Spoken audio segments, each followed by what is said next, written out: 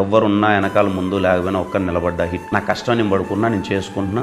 ఎవరిని ఎప్పుడు వెళ్ళి నేను ఏది అడుక్కోలేదు. నేను ఇంకోటి కావాలి ఇంకోటి కావట్లేదు. నాకు వీలైనంత కష్టపడి నేను నిలదొక్కుని నేను ఏదో వెళ్తున్నాను కింద మీద పడుతూ తప్పలో. నా ఉద్దేశం ఏంటంటే రేపటి నాడు నేను ఎంత వెళ్తానో, ఎంత పరిగెడతానో, ఎంత సాధిస్తానో, ఎంత దూరంలో ఉంటానో ఇదంతా ఓన్లీ వాడు చేసుకున్నాడు, వాడు కష్టపడ్డాడు అనే థింగ్ ఉండాలి. నా ఓన్ థింగ్ ఉండాలి. నాకు ఎవ్వరు వద్దు అన్నది నా ఫీలింగ్స్. ఎంతవరకు వెళ్తే అంతవరకు వెళ్ళి వాళ్ళు ఏమంటున్నారో పక్కన పెడితే మనోళ్ళే ముందు మనం ఏం చేసామో చూసుకోవాలి, ఇది చేసాము ఏం చూసుకోవాలంటే ఏంటి నాకు అర్థం కాదు. ఇంక దాన్ని నాకు అర్థమైంది ఏంటంటే సార్, సింపుల్ థింగ్ ఏంటంటే ఒక విషయం నువ్వు మాట్లాడాలన్నా కానీ దానికి చాలా పెద్ద స్థాయి ఉండాలి. నువ్వు మాట్లాడే మంచి విషయానికి కూడా చాలా పెద్ద స్థాయి ఉండాలి. ఆ పెద్ద స్థాయి వచ్చినప్పుడు చూసుకోవాలి. అలాంటి వరకు నిజాలు కూడా కరెక్ట్గా మాట్లాడకూడదు. నార్మల్గా ఉంటే బెటర్. నా పని ఏదో నేను చేసుకుంటూ వెళ్ళిపోదాం.